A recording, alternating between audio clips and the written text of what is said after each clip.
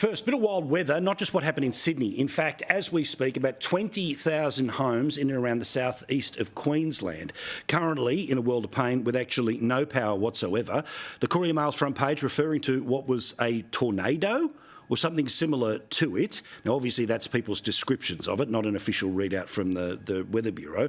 But a huge change in temperature today meant that there was a big storm. As we speak, plenty of people are just double-checking the damage, but at the very least, this is the latest that we got from the authorities in Queensland. Very much indicative of a very energetic atmosphere as well, fuelled by very unstable conditions around the Darling Downs especially, and even parts of the South Burnett could see some severe storms this afternoon evening.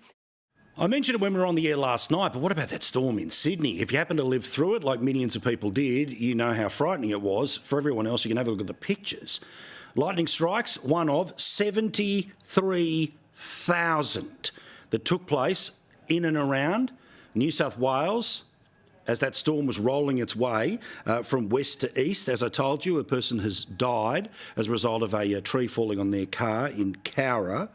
About 100,000 people ending up without power at some point in time in the past 24 hours.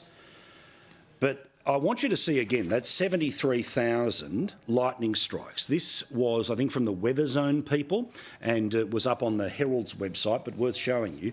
73,000 lightning strikes, bang, bang, bang, bang, bang, in and around all of Sydney. Now, I double-checked with the Rural Fire Service about whether any of these resulted in fires that would have obviously been instantly put out when it comes to rain in some parts. But, as we know, lightning can start fires, and with strong winds, all the rest of it. At this moment, there is no sign of anything other than what has passed in the past 24 hours. The clean-up job, pretty massive.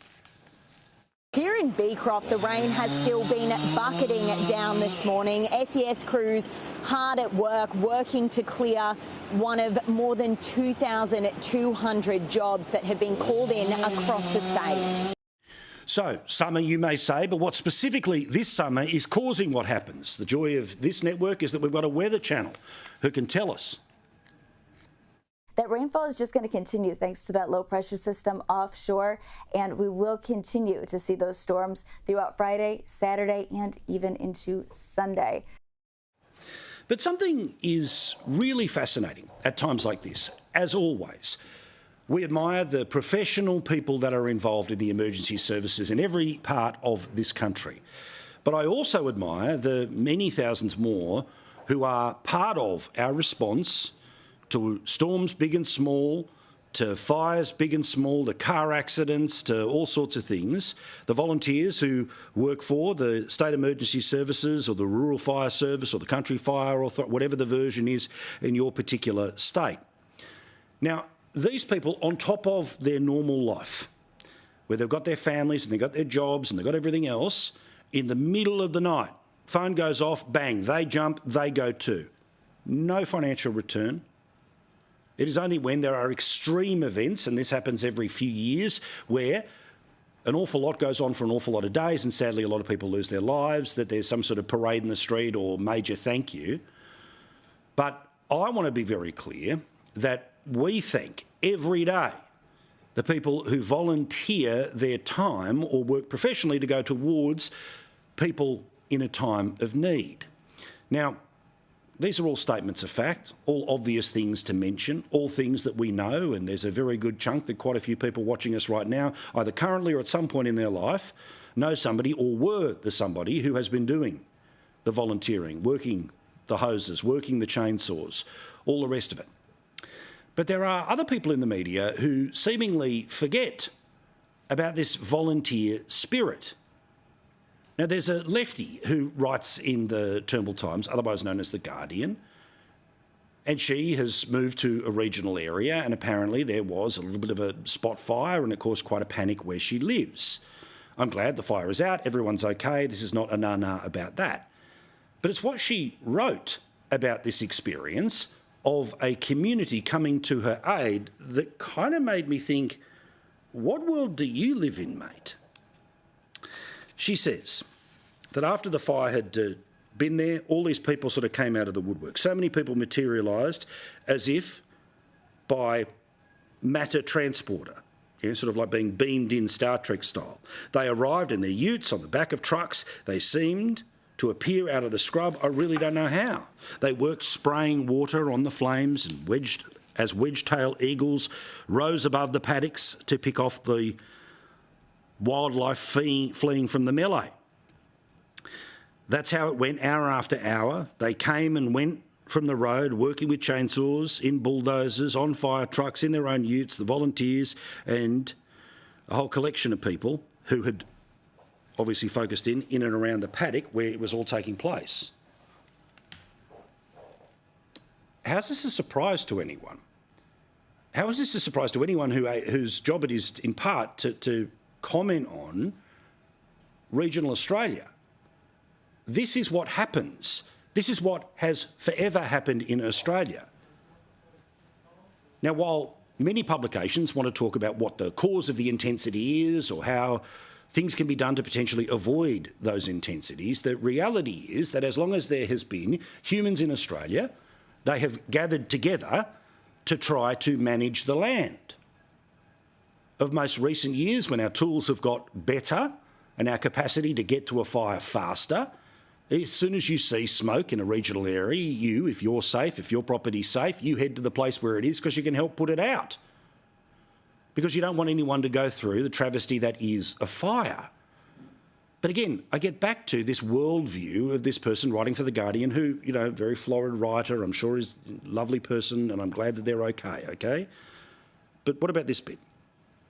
In the end, the whole week reminded me that though the world may be a challenging place in 2025, none of those people cared how we voted. They just turned up, leaving their families behind on a public holiday to give hours and days of their lives to put the fire out at someone else's place. There but for the grace of God, etc. Because you don't talk about that in The Guardian. Because of them, no people or animals, buildings were lost. Those volunteers gave me perspective. They gave me hope. Well, I'm glad you got the hope now. But why did you or anyone else need this reminder? When it floods, you do not care about what anyone in the vicinity of you who you can help thinks about any issue in the world. I would believe that 99.999999% of people, that even if they were at war with their neighbour and something was going on where their house was a threat, they would try to save their neighbour, let alone the people who help complete strangers. It's what we as humans and decent humans do, but it's something in particular that our version of this in Australia is nothing new. But it's breaking news to people who write in some parts of the Australian media. Now, again, I'm glad you learnt the lesson. My point here is that there should have been no lesson to learn. While people who work for The Guardian would hate every word of anything that I say on this program for as long as I have been on the television, that would not prevent me or anyone else from trying to put a fire out in their backyard or trying to save their life if I was in proximity to be able to do so, or to save their property. I would hope it to be vice versa. I would trust that it is vice versa. But some people get so wrapped up in this concept of this side, that side, left versus right, that somehow there's some giant emotional moat between humans that means we won't take care of each other because of what we believe. And yes, there are parts of the world that have war and have sectarian... None of that's in Australia. None of that is in Australia. It is in part why the conversations of the past couple of years have been so focused about making sure that regardless from where you come from, what family connections you have, what other flag you may call your own in terms of your past, the only one that matters is ours. About our collective humanity, which is on show every single day. It's on show when you call 000. It's on show if a volunteer is the nearest person to help you, and it is on show when a stranger is close enough to be able to help, I'm glad this person learnt their lesson. I'm sure there will be a series of angry get squares from other people at their publication. This is not about that. It's just about someone who was surprised that we help each other. Yeah, that's what we do.